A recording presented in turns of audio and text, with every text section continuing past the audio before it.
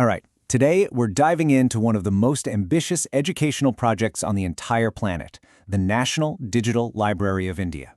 And just to be clear, this is not just some website. No. Think bigger. Think national infrastructure, with a goal that is truly monumental. So let's just start with the big question, right? How on earth do you even begin to build a single library that can serve every single citizen in a country of 1.4 billion people? I mean, just let that sink in for a second. The scale is absolutely staggering, and it means you have to completely rethink what a library even is.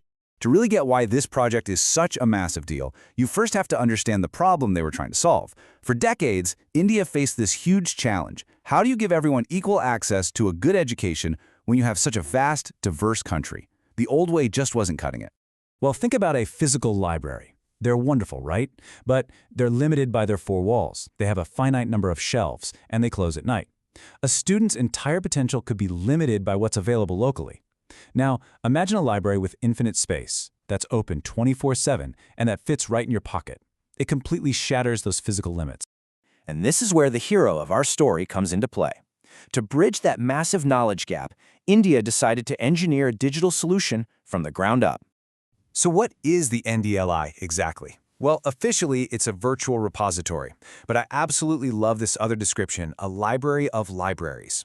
It was developed by the brilliant minds at the prestigious IIT Kharagpur for the Ministry of Education, and its main job, to give you one single search bar to explore a vast ocean of digital content. The whole vision behind it can be summed up in this beautiful, simple phrase, Padhe Bharat Bade Bharat. It means, when India reads, India grows. You know, it's this powerful idea that knowledge shouldn't be a luxury item for a privileged few. It should be a public good, available to everyone.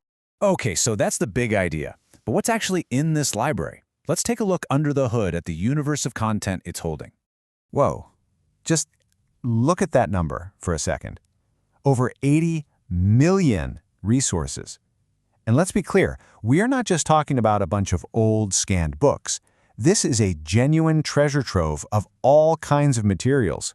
And that number represents an incredible variety. Seriously, it's everything from a school kid's first textbook to high-quality video lectures, all the way to a researcher's final PhD thesis, old question papers for practice, and even rare cultural archives. It's the whole spectrum of learning. Okay, but with 80 million items, how do you find what you're looking for? This is where the NDLI really proves it's so much more than just a simple web search. It's built for learners. So instead of just one search bar, you get these powerful filters. You can narrow things down by subject, by language, even by format, like, I only want to see videos. This academic focus saves you from scrolling through thousands of things you don't need. And beyond that smart search, a few other features make it really powerful. One is called federated searching. I know, it's a technical term, but all it means is that when you search, it's not just looking in its own database. It's searching hundreds of other institutions' databases at the exact same time. It pulls results from everywhere into one place for you. Combine that with an interface in over 10 Indian languages and special accessibility features, and you can see this library was truly designed to serve everyone right from the start. Which brings us to the most important question of all, right? The people. Because all this amazing technology is only as good as the lives it can actually change. So who is this library for? Well, the answer is pretty much everyone. The NDLI is really designed for lifelong learning. It's there for school students, for college students, for professional researchers, and even for general learners who are just curious about something new.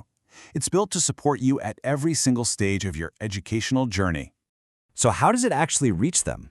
Well, for starters, registration is totally free, but the real game changer has been the mobile app. It literally puts this entire library into the pockets of millions of people. And this is so important, it's optimized to work in low bandwidth areas, which is absolutely essential for reaching users in more rural parts of the country. Of course, a project this huge is never going to be without its challenges. So let's take a look at both the real-world impact it's had and some of the hurdles that are still ahead. You know, the NDLI's true value was never clearer than during the COVID-19 pandemic. When schools, colleges, and all the physical libraries suddenly shut their doors, the NDLI became an educational lifeline. It allowed millions of students to keep learning from home.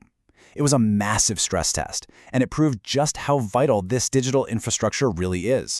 But major hurdles definitely remain. Digital literacy is a big one. I mean, having access to something is useless if you don't know how to use it.